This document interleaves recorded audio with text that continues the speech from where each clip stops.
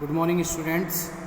मैं आज आपको त्रिकोणमिति के अनुप्रयोग यानी कि ट्रिग्नोमेट्री पढ़ाने वाला हूं, जो क्लास 10th में बहुत ही इम्पोर्टेंट चैप्टर है।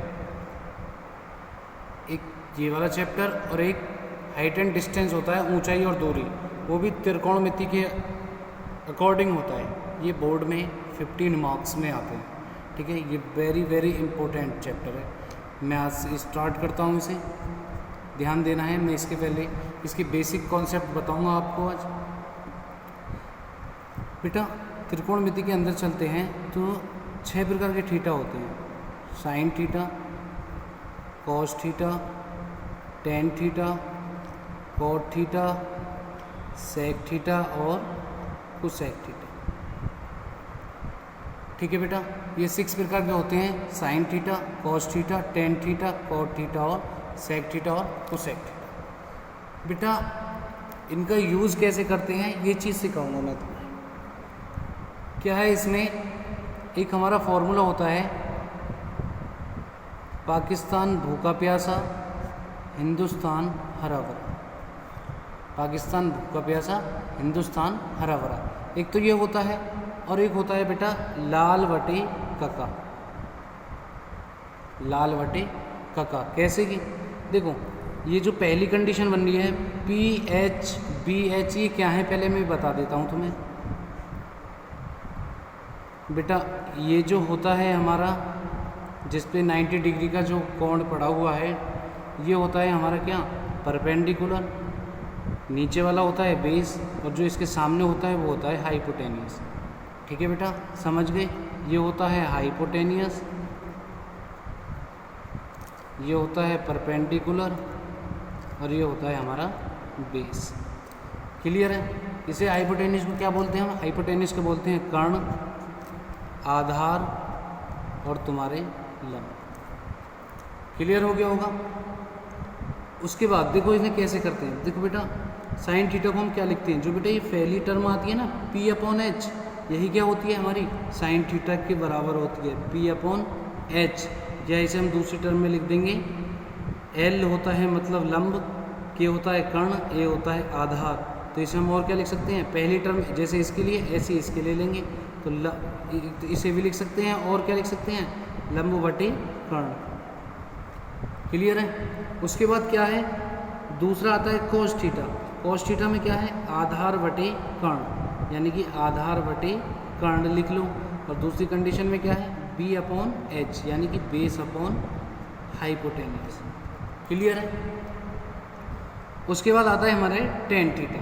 टेन थीटा में क्या है कि जो ये तो होगी साइन थीटा, ये कॉस थीटा, और ये हो गया हमारी टेन थीटा, यानी कि P/B, यानी कि P/B क्या लिखेंगे, लंब बटे आधार।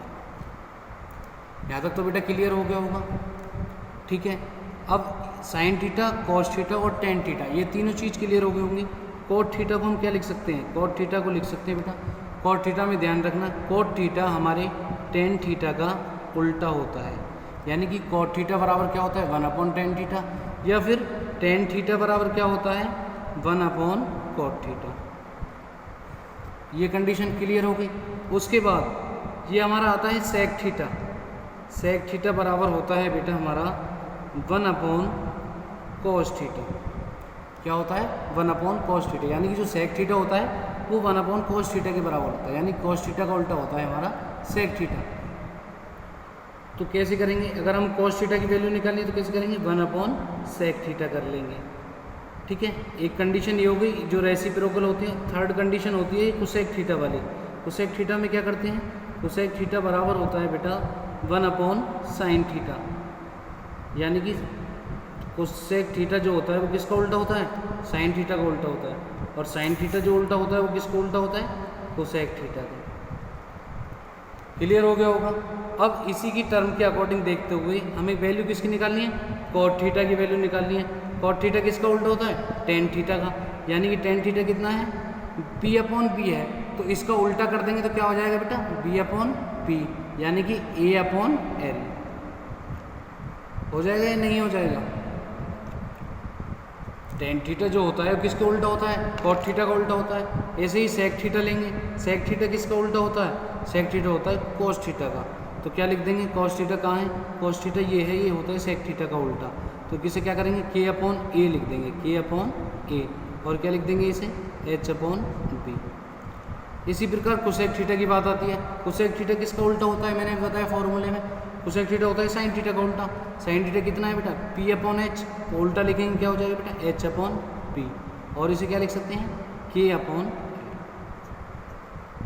यानी कि तुम्हें इस प्रकार ये वाली चीज़ तुम्हें ध्यान में रखनी है, ये कैसे कैसे मिले हमें, और ये कौन कौन से उल्टे फॉर्मूले होते हैं, कौन किसका रेसिप्रोकल होता है, कौन किसके विपरीत होता है, कौन किसके उल्टा होता है, इसके बारे में भी ध्यान रखना है। ठीक है बेटा, आज तो केवल यही आपको जो फॉर्मूले हैं यही याद करने हैं और ध्यान से समझना है।